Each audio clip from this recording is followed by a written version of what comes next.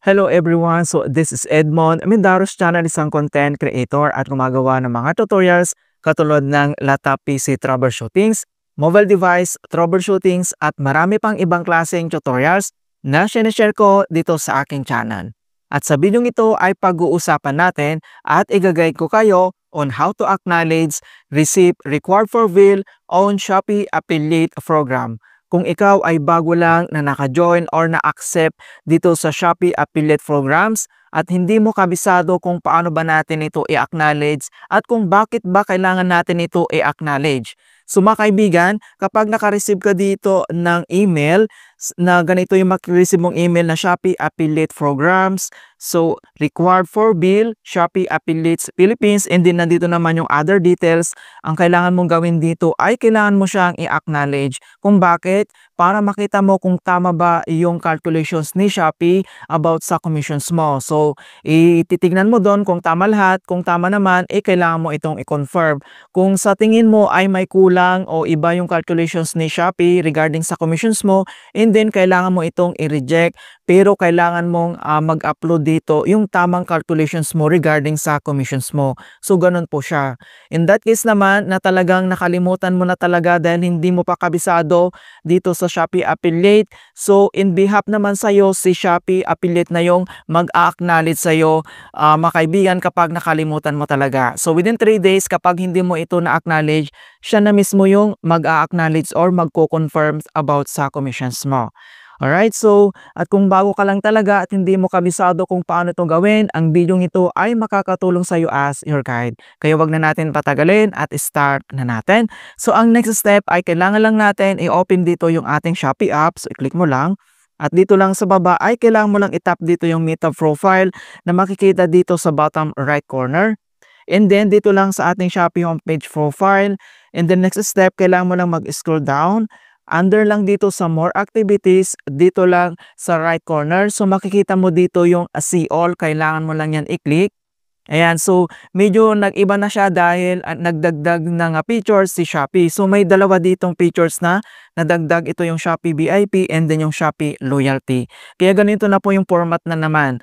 Alright, then next, dito lang sa more activities, makikita mo kaagad dito yung affiliate program. Okay, so click mo lang. And dito na sa ating Shopee Affiliate Program settings. Then next step, dito lang sa baba ay kailangan mo lang i-tap dito yung income. Ayan.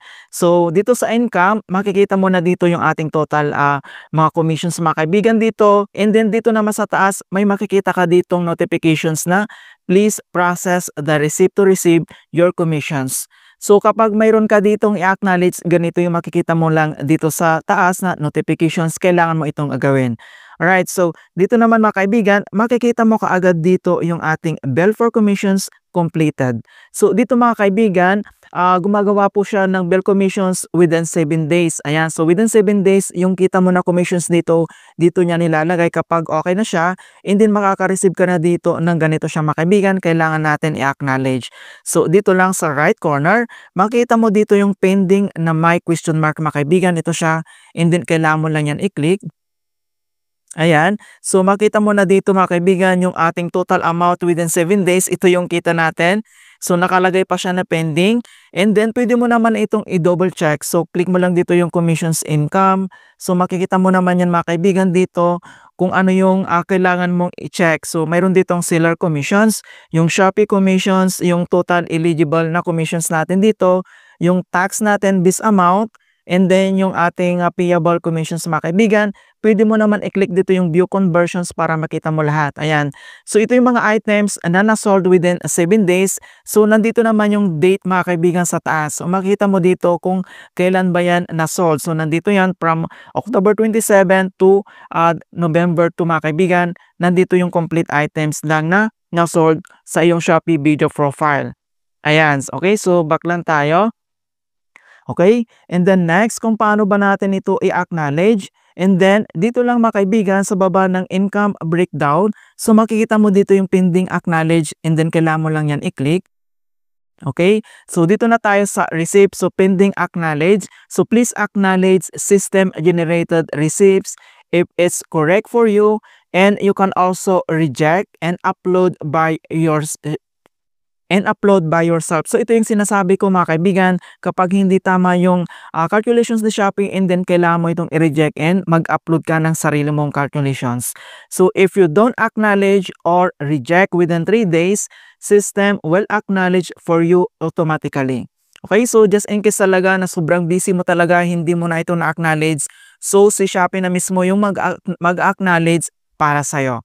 Okay, so pwede mo naman i-view dito yung kanyang system generated receipt. Kapag click mo yung PDF, makita mo naman dito yung total na pag-calculate ni Shopee regarding dito sa commissions mo. Alright, then next step, kapag sa tingin mo ay tama naman, so dito lang sa baba ay may dalawang option dito, reject and then acknowledge. So ito yung sinasabi ko, kapag hindi tama, i-click mo lang dito yung reject and then kailangan mo lang mag-upload dito yung tamang calculations mo. Kapag okay naman na, and then dito naman sa bottom right corner, itap mo lang dito yung acknowledge. And then confirm to acknowledge. After acknowledgement, the receipt generated by the system is legally equivalent to the receipt provided by you. And then itap mo lang dito yung confirm. Okay, so makita mo na dito na acknowledge, so nag-green na po siya and then back lang tayo and dito mo na siya makikita mga kaibigan, dito lang ulit.